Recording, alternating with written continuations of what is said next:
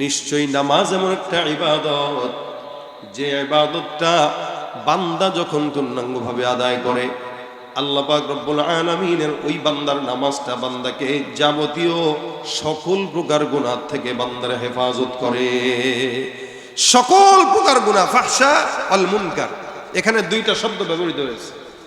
ফাহেশা গুনাহ মানে যত ইচ্ছাকৃত গুনাহ, অর্থাৎ গালিগালাজ, এটা সেটা মানুষ ইচ্ছাকৃত যে সমস্ত গুনাহ করে এটাকে বলা হয় ফাহেশা।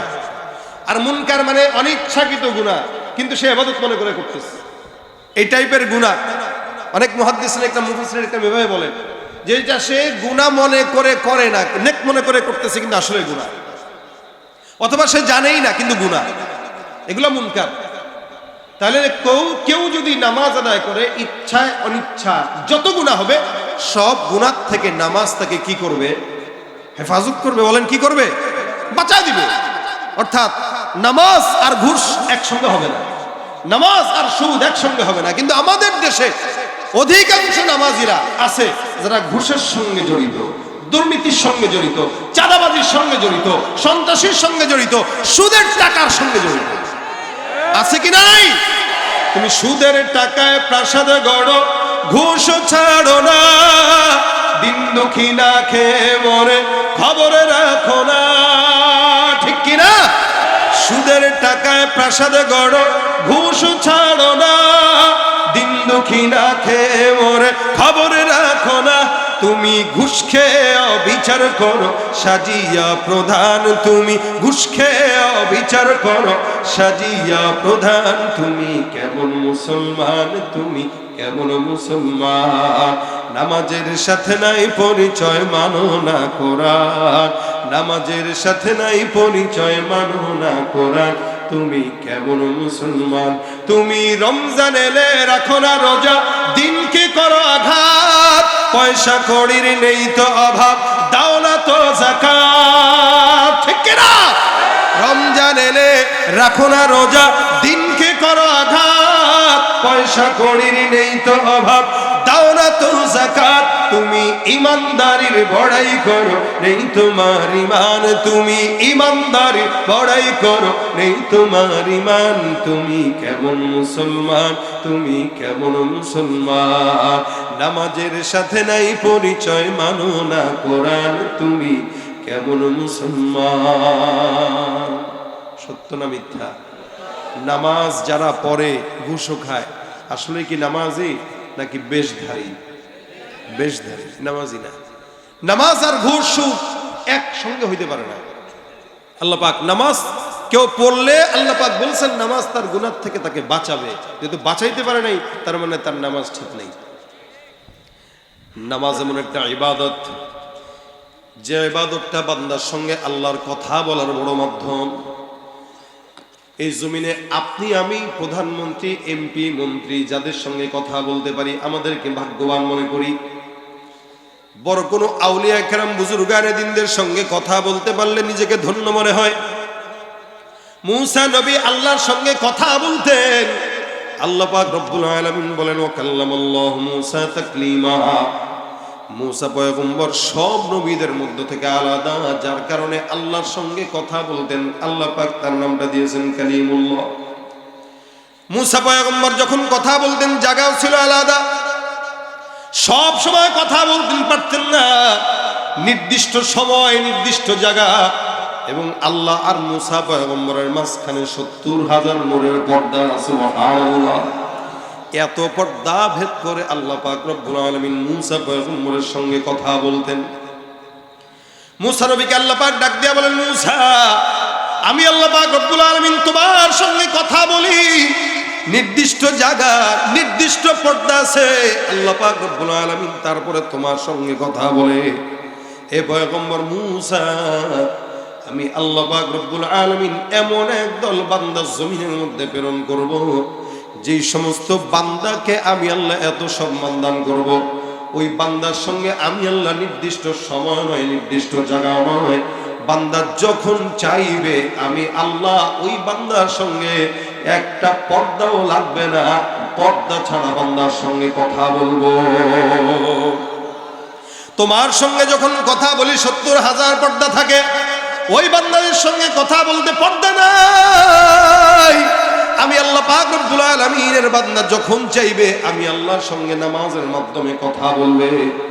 আল্লাহ পাক রব্বুল আলামিন বলেন পয়গম্বর মূসা, ওই বান্দারা আখিরি নবী পয়গম্বর মুহাম্মদুর রাসূলুল্লাহ সাল্লাল্লাহু আলাইহি ওয়াসাল্লাম, তারা যখন নামাজের মধ্যে দাঁড়ায় তেলাওয়াত করবে আলহামদুলিল্লাহি রাব্বিল আলামিন, আমি আল্লাহ বান্দার জবাব দিয়ে ডাক দিয়া বলবো হামিদানি। বান্দা নামাজের ভিতরে দাঁড়ায় দাঁড়ায় এক একটা আয়াত করে তেলাওয়াত করবে, আমি আল্লাহ পাক বান্দার আয়াতের জবাব দিয়ে বান্দার সঙ্গে কথা বলবো। যার কারণে বলা হয় নামাজটা মুমিনের মেরাজ। আল্লাহর নবী আল্লাহর সঙ্গে নামাজ কথা বলেছেন মেরাজে, যে দেখা করেছেন মেরাজে যে, আর এই উম্মতরা আল্লাহর সঙ্গে নামাজের মধ্যে দাঁড়ায় আল্লাহর সঙ্গে দিদার নসিব করবে। সুবহানাল্লাহ। এ মুসলমান ভাইরা আমার, নামাজটা এমন একটা ইবাদত যেটা আল্লাহর সঙ্গে বান্দাকে নৈকট্যশীল করে, নিকটবর্তী করে। যার কারণে আল্লাহ পাক রব্বুল আলামিন বলেন ওয়াসজুদ ওয়াকতারিব, বান্দা সিজদা দাও, আমি আল্লাহর নিকটবর্তী হও। সিজদা এমন একটা ইবাদত যখন দেয়, রাসূল সাল্লাল্লাহু আলাইহি ওয়াসাল্লাম বলেন আকরাবু মা ইয়াকুনুল আবদু মির রাব্বিহি ওয়া হুয়া সাজিদুন ফাআকসিরুদ দুআ। আল্লাহর সঙ্গে নিকটবর্তী হওয়ার সবচেয়ে বড় মাধ্যম হইল নামাজের সিজদা। বান্দা যত বেশি সিজদা দিবে তত বেশি আল্লাহর নিকটবর্তী হবে। এই কারণে তোমরা যখন সিজদা দাও তখন বেশি বেশি সিজদায় আল্লাহকে ডাকো। রাসূল আদেশ করেছেন এটা, সিজদার মাধ্যমে আল্লাহর কাছে বেশি বেশি চাওয়া। মক্কা মদিনায় যদি যান দেখবেন আপনার আশেপাশে যারা নামাজ পড়ছে সিজদায় যে এত পরিমাণে দোয়া করে সিজদার ভিতরে। কেন বলে সিজদায় যখন সে গেল তখন তো আল্লাহর সবচেয়ে কাছে, সে যাই বলবে আল্লাহ তাই শুনবে। সিজদায় বান্দা কোনো ডাক আল্লাহকে দিলে আল্লাহর সাথে সাথে ওই ডাক কবুল করে নেয়। সুবহানাল্লাহ।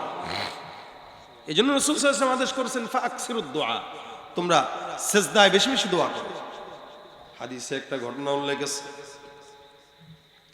নবীজির জামানায় একজন সাহাবী মদিনার জমিন থেকে কোনো এক জায়গায় ব্যবসার জন্য রওনা হয়ে গেছে।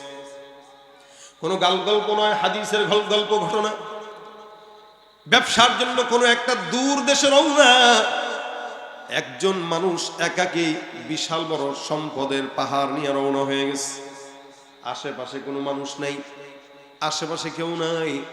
যার কারণে আল্লাহর বান্দা বহু দূর সফরের জন্য রওনা হয়ে একটা জায়গায় তারপরে তাঁবু টাঙাইলো, ওই জায়গায় বিশ্রাম নেওয়ার জন্য। বিশ্রাম নেওয়ার জন্য যখন তাঁবু টানায়, হঠাৎ করে বান্দা বিশ্রাম নিতে নিতে তাকায় দেখে চতুর্দিক থেকে ডাকাত সর্দার ঘেরাও করে রেখেছে।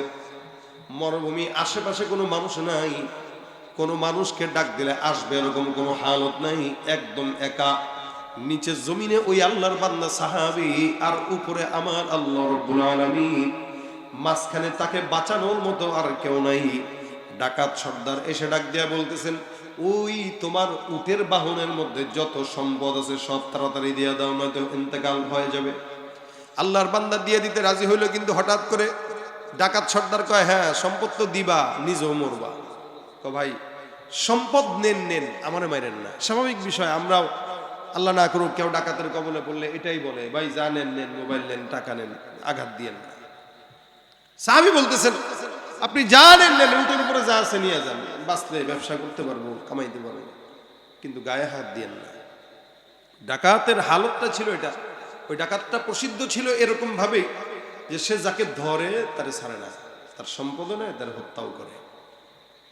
ডাক দিয়ে বলতেছে, বাঁচার তো কোনো উপায় নাই, মরবা তো 100% লাভ নাই, শেষ কোনো ইচ্ছা থাকলে বলো। তো সাহাবী বলতেছেন, শেষ ইচ্ছা আছে, 2 রাকাত নামাজ পড়তে দিবানি? সুবহানাল্লাহ। আমাদের শেষ ইচ্ছা থাকতো, ভাই বউডার লগে একটু কথা বলবো, একটু পোলাডারে একটু ওসিয়ত করবো। জীবনের কত মানুষের কত রকম শেষ ইচ্ছা, কি খাইবা, একটু ইলিশ মাছের ডিম খাবো, মানে এমনি ইচ্ছা প্রকাশ করে। সাহাবী বলতেছেন, 2 রাকাত নামাজ, আমি আমার মালিকের নিকটবর্তী হইতে চাই মৃত্যুর আগে।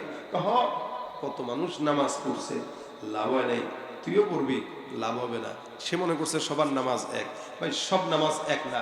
আল্লাহ কখনো কখনো বলেন, ক্বাদ আফলাহাল মুমিনুন আল্লাযীনা হুম ফী সালাতিহিম খাশিউন। আরে মুমিনরা সফল যারা তাদের নামাজে যত্নবান।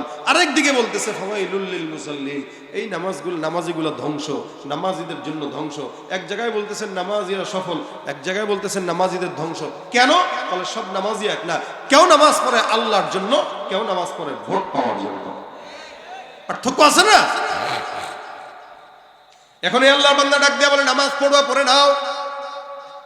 সাহাবী আল্লাহর বান্দা নামাজে দাঁড়ায় যায়, সিজদার ভিতরে যায় সুন্দর করে দোয়া করে, ইয়া ওয়াদুদ ইয়া ওয়াদুদ ইয়া ওয়াদুদ ইয়া যাল আরশিল মাজিদ ইয়া ফাআলাল লিমা তুরিদ আসআলুকা বিইজ্জিকাল্লাযী লা ইউরাম ওয়া মুলকিকাল্লাযী লা ইউদাম। আল্লাহর বান্দা সাহাবী দোয়াটা করতেছেন, আনতাকফিনি শাররা হাযাল লাস ইয়া মুগীসু আগিসনি ইয়া মুগীসু আগিসনি। সিজদার ভিতরে যে দোয়া করে ইয়া মুগীসু আগিসনি ইয়া ওয়াদুদ ইয়া ওয়াদুদ ইয়া ওয়াদুদ ইয়া যাল আরশিল মাজিদ ইয়া ফাআলাল লিমা তুরিদ আসআলুকা বিইজ্জিকাল্লাযী লা ইউরাম ওয়া মুলকিকাল্লাযী লা ইউদাম।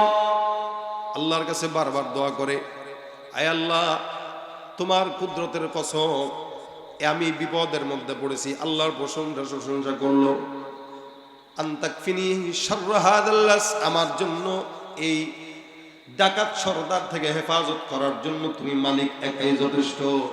ইয়া মুগীসু আগিসনি। সিজদায় পড়ে পড়ে আল্লাহর বান্দা সাহাবী বারবার আল্লাহর দরবারে দোয়া করে। হঠাৎ করে দূর থেকে ঘোড়ার পায়ের আওয়াজ কানের ভিতরে আসে।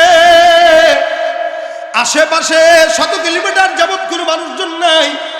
এই গভীর মরুভূমির ভিতরে কোন বান্দা আবার যেন হঠাৎ করে ঘোর সওয়ার হয়ে সামনে আসতেছে। আল্লাহর বান্দার ভয় ঢুকে গেল, না জানি আবার অন্যান্য ডাকাত সরদাররা আসতেছে। আল্লাহর বান্দার কাছে সামনে এসে একজন বান্দা ডাক দেয়া বলে, এ আল্লাহর বান্দা মাথাটা উঠাও। এই সাহাবী সিজদা শেষ করে নামাজ শেষ করে বান্দার দিকে তাকায় দেখে সুন্দর পোশাক ওলা এক আল্লাহর বান্দা, আর ওই আল্লাহর বান্দার পাশে ওই ডাকাত সরদারের লাশ পড়ে আছে। সুবহানাল্লাহ, আল্লাহু আকবার। অবাক হয়ে গেছে, কিরে ইনি কে, আর এর হালত এই কেন? আল্লাহর বান্দা সাহাবী ডাক দেয়া বলে, ভাই আপনি কে? চিনলাম না। আবার এই ডাকাত সর্দার মরল কিভাবে? আমি তো সিজদায় ছিলাম।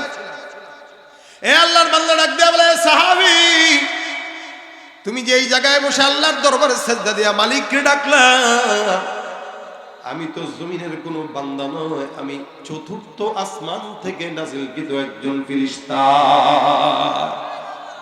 আল্লাহ পাক রব্বুল আলামিন আমাকে পাঠাইছে তোমাকে সাহায্য করার জন্য।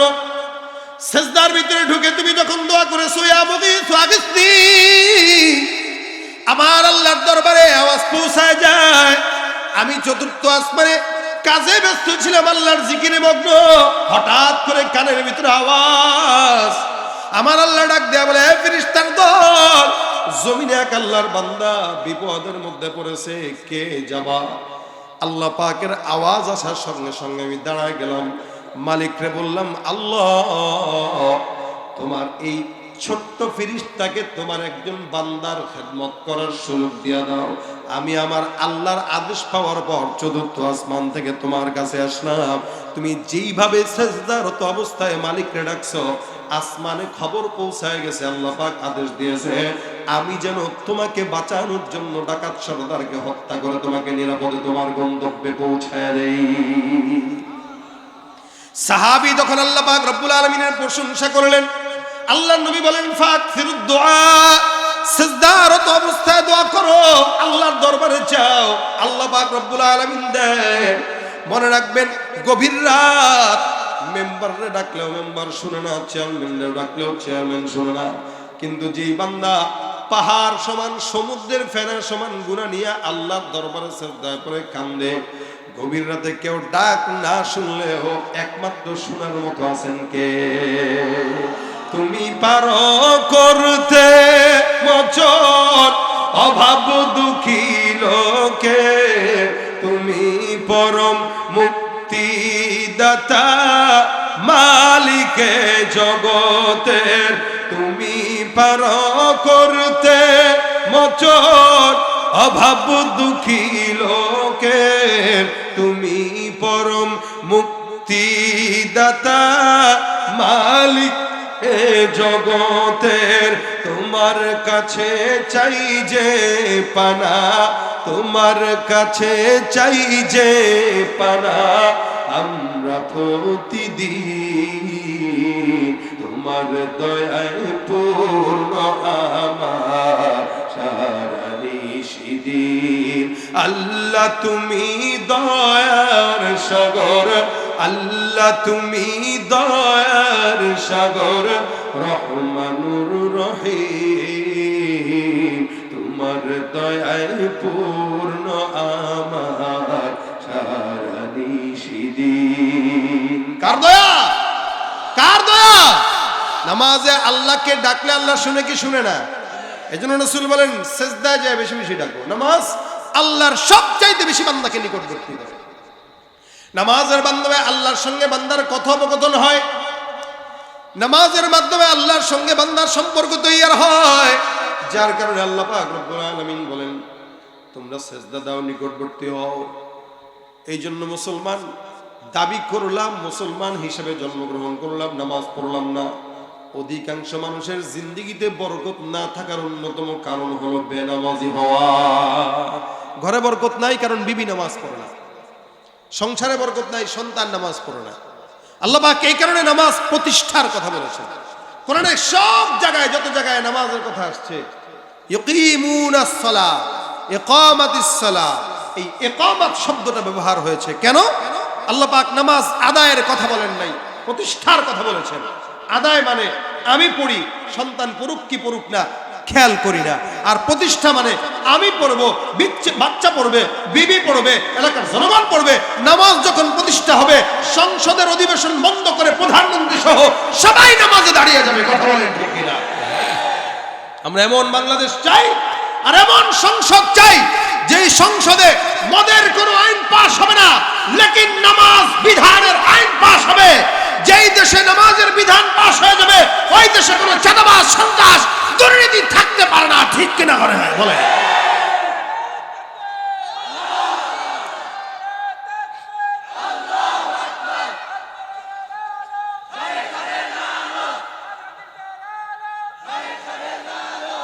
নামাজ কি লাগবে? প্রতিষ্ঠা। বলেন কি লাগবে? এলাকায় যারা দায়িত্বে আছেন আপনাদের জন্য কথা। কেউ যদি চেয়ারম্যান হয়, এখন তো চেয়ারম্যান মেম্বার নাই, সামনে আবার নির্বাচন আসলে চেয়ারম্যান মেম্বার হবে। এলাকার এমপি যদি থাকে কেউ, বাস তাদের দায়িত্ব হলো অন্তত আমি আমার এলাকায় নামাজের বিধান কায়েম করব। আমি আমার এলাকায় কোন আযানের সময় কোন দোকানপাট বন্ধ থাকতে পারে না। ভাই এক সাহাবী, এক তাবেঈ ছিলেন বিখ্যাত, সাঈদ ইবনুল মুসাইয়িব রাহমাতুল্লাহ আলাইহি, বহুত বড় একজন বিখ্যাত তাবেঈ ছিলেন। ওনার আদত ছিল, যদিও সাহাবা তাবেঈদের আদত ছিল এটা যে নামাজের প্রতি তারা যত্নবান ছিলেন। বিখ্যাত এই তাবেঈ সাঈদ ইবনুল মুসাইয়িব আযানের আগে আগে মসজিদে যেতেন, সব সময় আযানের আগে আগে যেতেন। একবার ওনার খাদেম ওনাকে প্রশ্ন করলো যে হযরত, নামাজ পড়লেই তো হয়, জামাতের সাথে নামাজ পড়বেন, আল্লাহ পাক নামাজে যত্নবান হইতে বলেছেন, নামাজে যত্নবান, কিন্তু সব সময় 5 ওয়াক্ত আমি আমার জিন্দেগিতে আপনাকে দেখেছি যে আপনি আযানের আগে আগে মসজিদে যান, আধা ঘন্টা আগে মিনিমাম মসজিদে হাজির হয়ে যান। কেন? অনেক সময় কাজের ব্যস্ততায় 10 মিনিট পরে গেলে সমস্যা কি? নামাজ তো পড়লেন।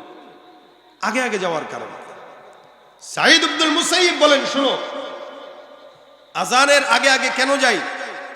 আযানটা তো দেয় মুয়াজ্জিন, কিন্তু কার তরফ থেকে ডাকা হয়? আল্লাহ। এই শব্দগুলো কে শিখাইছেন? আল্লাহ।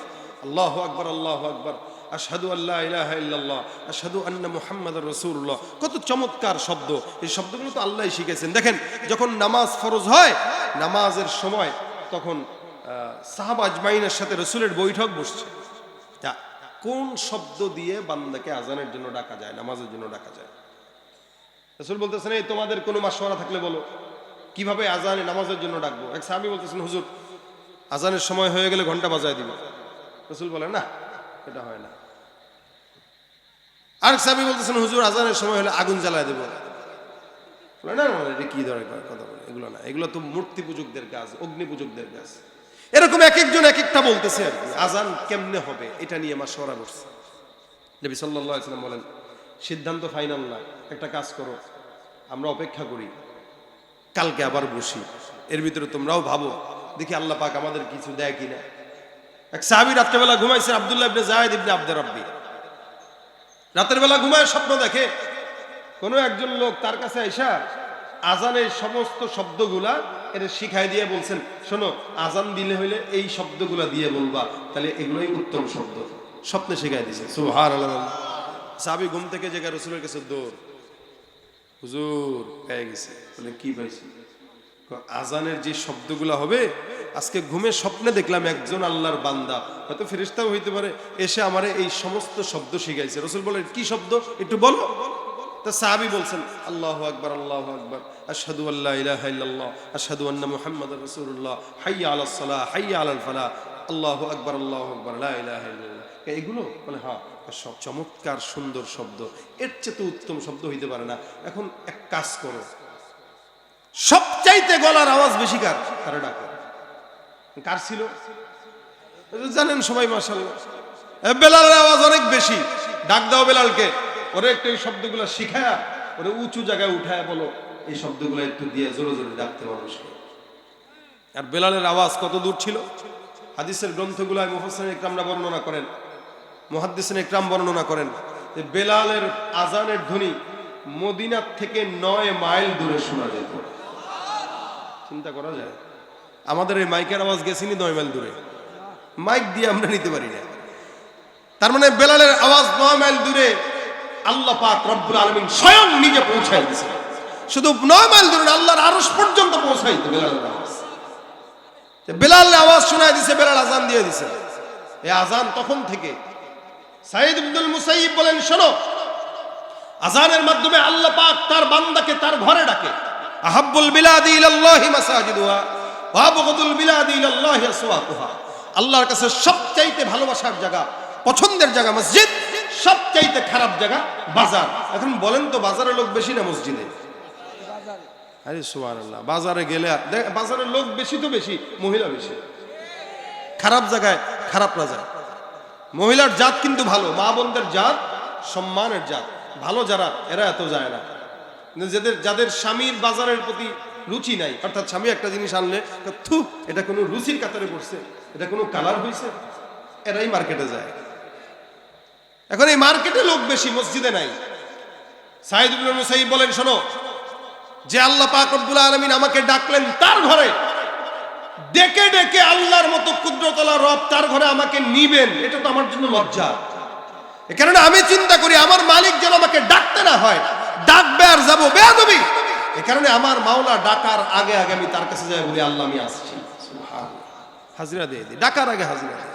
আমরা কয়দিন পারছি করতে? এটা কয়দিন পারি? এই জন্য আজান হওয়ার সাথে সাথে মসজিদে যাওয়া, এটা হলো ইমানদারদের আলামত। আর আগে গেলে তো হইলই, বলার অপেক্ষা রাখে না। এই জন্য নামাজ প্রত্যেকটা মানুষের জন্য আদায় নয়, বরং কি করা? প্রতিষ্ঠা করা। কি করা বলেন না? প্রতিষ্ঠা করা। নামাজের প্রতি যত্নবান হন। আল্লাহ বলেন, ওয়াইদা কামু ইলাস সালাতি কামু কুসালা ইরাউনান নাস ওয়া লা ইয়াযকুরুনাল্লাহা ইল্লা কলিলা। সব নামাজি না, কিছু নামাজি আছে আলসামি নিয়ে নামাজ পড়ে। নবী সাল্লাল্লাহু আলাইহি ওয়াসাল্লাম একবার নামাজে দাঁড়াইলেন, মনোযোগ কেমন দেখেন। আল্লাহর নবী নামাজে দাঁড়ান, সাহাবা আজমাইন পিছনে।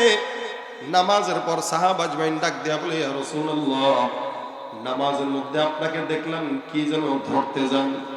নবী বলেন, কেমনে বুঝলা? বলে, বিতাহরিকি লিহিয়া, আপনার দাড়ি মুবারক নড়াচড়ার মাধ্যমে বুঝলাম। রাসূল ডাক দিয়া বলেন, হ্যাঁ, নামাজে যখন আমি দাঁড়াইলাম, তেলাওয়াত শুরু করলাম, আমি নামাজে যত্নবান এমন ভাবে ছিলাম, আমি দেখলাম নামাজের মধ্যে আমার আল্লাহ পাক রব্বুল আলামিন জান্নাতের নিয়ামত আমার চোখের সামনে তুলে ধরেছে। এই কারণে আমি নামাজের ভিতরে একটু নিয়ামতগুলো ধরতে ধরতে গেছি, আবার ধরি নাই। নামাজে জান্নাতের নিয়ামত দেখে, আর আমরা নামাজে মসজিদের ক্যালেন্ডার পড়ি। কি কথা ঠিক না? মসজিদে ক্যালেন্ডার পড়ে নামাজে দাঁড়াইছে, আলহামদুলিল্লাহ রাব্বিল আলামিন আর রহমানির রহিম মালিক ইয়াউমিদ্দিন, বাইতুল মামুর জামে মসজিদের সময়সূচি, ও দেখি ফজর কয়টায়? নামাজের ভিতরে কি নাই? ওমা বুঝেন না, নাই। আবার সূরা ফাতিহার পরে আলাম তারা কাইফা আসহাবিল ফিল নামাজে মোবাইল ফোন বন্ধ করুন। ইন্নালিল্লাহ, মোবাইলটা তো খোলা, ওই গেছে নজর হেনে গেছে, নামাজ শেষ। কিছুক্ষণ পর আবার তাকায় দেখে জুতা সাবধান, মানে 100 টাকার জুতা না 14 বার জুতার দিকে নজর দেয়। ও ভাই, এক নামাজে যদি এত এলোমেলো হয়, নামাজ কেমনে থাকে? এই জন্য আল্লাহ বলেন ওয়াইদা কামু ইলাস সালাতি কামু কুসালা, তারা নামাজ পড়ে কিন্তু আলসামি নিয়ে নামাজ পড়ে। এই কারণে সব নামাজি জান্নাতে যেতে পারবে না। আল্লাহর নবী বলেন কিয়ামতের ময়দানে আল্লাহ পাক রব্বুল আলামিন কিছু নামাজিকে ডাক দিয়া বলবেন, এ নামাজি দাঁড়াও, কার জন্য নামাজ আদায় করেছো? নামাজি বান্দা ডাক দিয়া বলবে, আল্লাহ তোমার জন্য নামাজ আদায় করেছি। আল্লাহ পাক রব্বুল আলামিন ডাক দিয়া বলবেন ফায়ুসহাবু আলা ওয়াজহিহি হাত্তা উলকিয়া ফিন্নার, এই বান্দা আমার জন্য নামাজ আদায় করে নাই, ধ্বংস এই বান্দার জন্য। ওই বান্দার পাটা উপরের দিকে দিয়া মাথাটা নিচের দিকে দিয়া বান্দাকে এক ঢিল দিয়া জাহান্নামের তলদেশে নিক্ষেপ করে দিবে। সব নামাজি জান্নাতি না। আর যে নামাজি নামাজ যত্নবান করেছে, মিফতাহুল জান্নাতিস সালাহ, চাবি তো রেডি আছে, তালার সাথে লাগাবে, একটা ঘষা দিবে, জান্নাতের দরওয়াজা খুলে যাবে। সুবহানাল্লাহ। এই জন্য নামাজ পড়া দরকার আছে না নাই? দরকার না ফরজ? বলেন জোরে। যারা দরকার মনে করে এরা পড়ে না, আর যারা ফরজ মনে করে তারা পড়ে। পাগলে প্যান্ট আর লুঙ্গিরে দরকার মনে করে, কারণ পাগল কোনোদিন প্যান্ট লুঙ্গি পরে, কোনোদিন পরে না, ল্যাংটা থাকে। আচ্ছা, আমি যে জুব্বা পরেছি এটা দরকার, যাই পড়ছি। ফারা পাঞ্জাবি পরলেও কোনো সমস্যা ছিল না। গেঞ্জি পরে আসলেও আপনারা এমনি বলতেন যে হুজুরে গেঞ্জি পরে কেমনে ওয়াজ করে, এমনি বলতেন, কিন্তু পাগল বলতেন না। কিন্তু যদি মোটামুটি কিছুই যদি না থাকে তাহলে কি বলবেন? পাগল বলবেন। মনে করেন পাগড়ি টাগড়ি সবই আছে, একটা লোক মসজিদে নামাজ টামাজ পড়তেছে, নিচের দিকে তাকা দেখেন লুঙ্গি নাই। কিরে বেটা লুঙ্গি ছাড়া নামাজ আদায় করতেছে? ভাই পাগড়ি পরে নামাজ পড়লে দ্বিগুণ সব বলে শুনছি হুজুরের মুখে। এটা লুঙ্গি কই? লুঙ্গি মিয়া দূর মিয়া, সুন্নাত আদায় করেন, লুঙ্গি পরে। সে পাগল না? একটা মানুষ লুঙ্গি ছাড়া থাকা মানে পাগল। নামাজ এটা ফরজ, লুঙ্গি ছাড়া মানুষকে যেমন পাগল বলা হয়, ঠিক ফরজ বিধান ছাড়া যারা চলে দুনিয়াতে সবচেয়ে বড় পাগল তারা। এই জন্য নিয়ত করেন, নামাজে যত্নবান হন।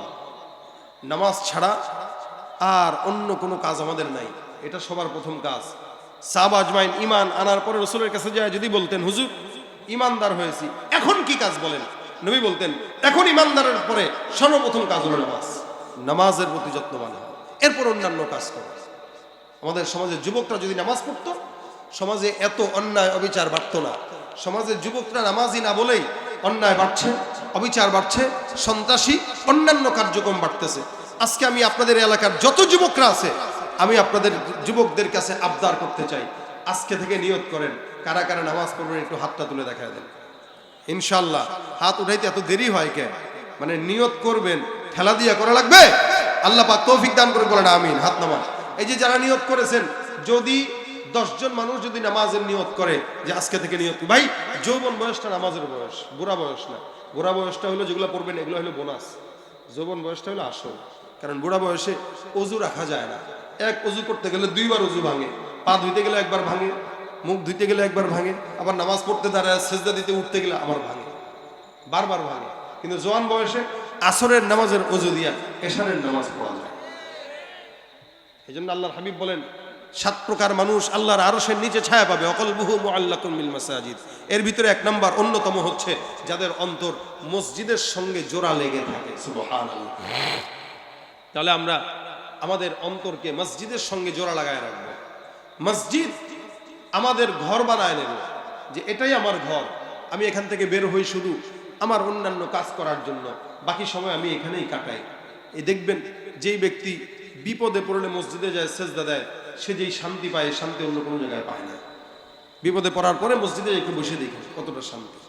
তাই আমাদের যুবকরা যেন নামাজ পড়ে, প্রত্যেকটা ঘরের স্বামীরা তাদের দায়িত্ব হলো বিবি নামাজ পড়ে কিনা খেয়াল করা, সন্তান নামাজ পড়ে কিনা খেয়াল করা। এভাবে যদি খেয়াল করে করে আমরা নামাজি হয়ে যেতে পারি, ইনশাআল্লাহ আল্লাহ পাক রব্বুল আলামিন আমাদের জিন্দেগিতে বরকতময় করবেন, আমাদের সব কিছুকে বরকতময় করবেন। তো নামাজ ধর্ম তো ইনশাআল্লাহ, যুবকরা ধর্ম তো ইনশাআল্লাহ। আল্লাহ তৌফিক দান করে, বলেন আমিন। নামাজের মাধ্যমে কথা হবে আল্লাহর সাথে, আল্লাহর নিকটবর্তী হব, এবং নফল নামাজের সেজদাগুলোতে বেশি বেশি আল্লাহর দরবারে দোয়া করব। কি বলেন? বেশি বেশি দোয়া করবেন। দেশের জন্য দোয়া করেন, দেশের যে পরিমাণ তেলের সংকট চলতেছে আল্লাহ যেন সংকট দূর করে দেন। বলেন আমিন। আল্লাহ যেন এই যে ইরান আর আমেরিকা ইসরায়েল এই সমস্ত যুদ্ধ যেন আল্লাহ বন্ধ করে দেয়। আর আমিন জোরে বলেন মিয়া, নাকি আপনারা যুদ্ধ লাগলে খুশি? হ্যাঁ, ঠেলা তো বুঝেন নাই এখনো। আজকে ঢাকার থেকে আসতে যায় যত পাম্পে দাঁড়াইছি, আরে সুবহানাল্লাহ, মনে হইলো মানে এই দেশের মানুষ এত বেহায়া কেন বুঝি না ভাই। তেলের সংকট আমরা লাগাইছি কেন জানেন? তেল আছে হুন্ডায়, এরপর আবার গেছি। যেই লোক 50 টাকার তেল নিত, এই লোক এখন 500 টাকার তেল নেওয়ার জন্য প্রত্যেক দিন সিরিয়াল করে। কেন, দরকার কি? আর যেই জিনিসে নিষেধ করা হয়, আল ইনসানু হারিসুন ফিমা মুনিয়া, মানুষের হালত হইলো যেই জিনিসের ব্যাপারে নিষেধ করা হবে ওই জিনিসের প্রতি খালি দৌড় দিবে। দেখি না এটা কি আছে, এটা তাকাইস না বেটা, তাকাইস না। কি ভাই একটু দেখি না, কয় বেটা দামি জিনিস, অন্য জিনিস, তাকাইস না, ধরিস না বেটা, দিছে হাত, তাকাই দেয় ঘুর। ভালো হয়েছে না এবার? মানা করছিলাম না, ভালো ভাবছি তো কি না কি, এরকম অবস্থা হয়েছে আর কি। আমরা প্রতিনিয়ত আমরা যেভাবে চলি সেভাবে যদি চলতাম, তাহলে পেট্রোল পাম্পের মালিক গুলাও এত দান্দাবাজি করতে পারতো না। সবচেয়ে বড় দান্দাবাজ এরা, কেন জানেন? এরা জানে যে বাঙালি জাতির এখন তেলের প্রতি একটা ব্যাপার চলে আসছে, এখন বন্ধ রেখে দেবো পাম্প, একটু জমাবো, পরে 200 টাকা দিলে লিটার প্রতি দিব।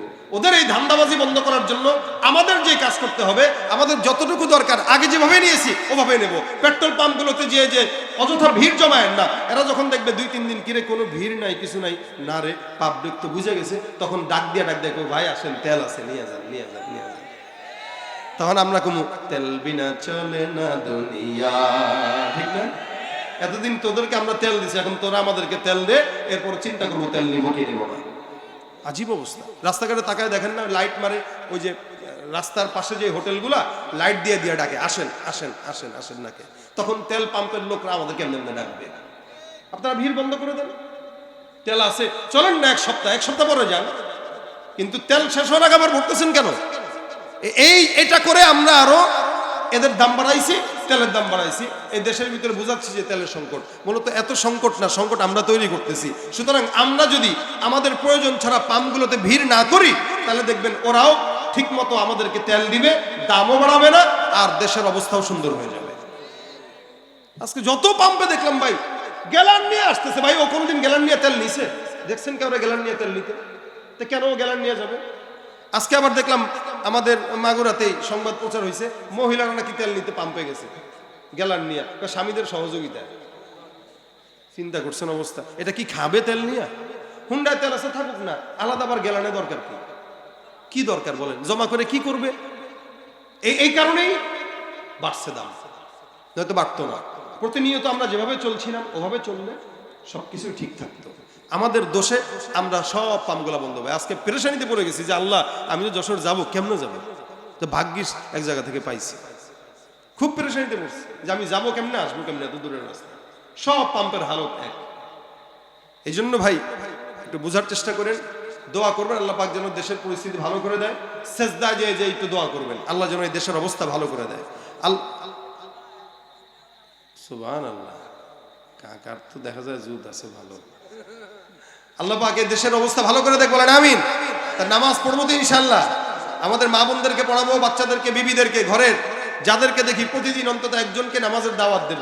তাহলে আজকের মজমার কামিয়াব এই জায়গায় হবে যে এখান থেকে যদি 5 জন নামাজি হই, অথবা যাওয়ার পরে 5 জনকে দাওয়াত দিতে পারি, তা আশা করা যায় ইনশাআল্লাহ আমাদের সমাজ সুন্দর হবে, দেশ সুন্দর হবে, আমাদের দেশের গুনাহ, অন্যায়, অবিচার এগুলো কমে যাবে। আল্লাহ পাক তৌফিক দান করুন, বলেন আমিন। নাস্তিকতা নিপাত যাক, দিন ইসলাম জিন্দাবাদ। নাস্তিকতা নিপাত যাক, দিন ইসলাম জিন্দাবাদ। কোটি প্রাণে একই আওয়াজ, খোদাদ্রোহী ছাড় পাবে না, এই বাংলায় ঠাই হবে না, মুসলমানরা জেগেছে আজ। ঠিক কিনা? জোর কদমে সামনে চলো, বজ্র কণ্ঠে আওয়াজ তুলো, সবাই মিলে একই তালে দাও না স্লোগান, নারায়ে তাকবীর, নারায়ে তাকবীর। দিন ইসলাম, দিন ইসলাম জিন্দাবাদ, জিন্দাবাদ। ইসলামেরই জন্য দেশের হয়েছে জন্ম, ইসলামের বিরুদ্ধে গেলে দেশ হবে ভিন্ন। ইসলামের বিরুদ্ধে যারা নিয়েছ অবস্থান, এই বাংলায় ঠাই হবে না, যাও হিন্দুস্তান। ও জোর কদমে সামনে চলো, বজ্র কণ্ঠে আওয়াজ তুলো, সবাই মিলে একই তালে দাও না স্লোগান, নারায়ে তাকবীর, নারায়ে তাকবীর। মুসলমানের এই দেশেতে নাস্তিকদের ঠাঁই নাই, নাস্তিকদের পক্ষে যারা তাদের কোনো রক্ষা নাই। এই দেশেতে থাকতে হলে কোরআন মানতে হবে, কোরআন না মানলে তারা বিতাড়িত হবে। ও জোর কদমে সামনে চলো, বজ্র কণ্ঠে আওয়াজ তুলো, সবাই মিলে একই তালে দাও না স্লোগান, নারায়ে তাকবীর, নারায়ে তাকবীর। আল কোরআনের আলো ঘরে ঘরে জালো।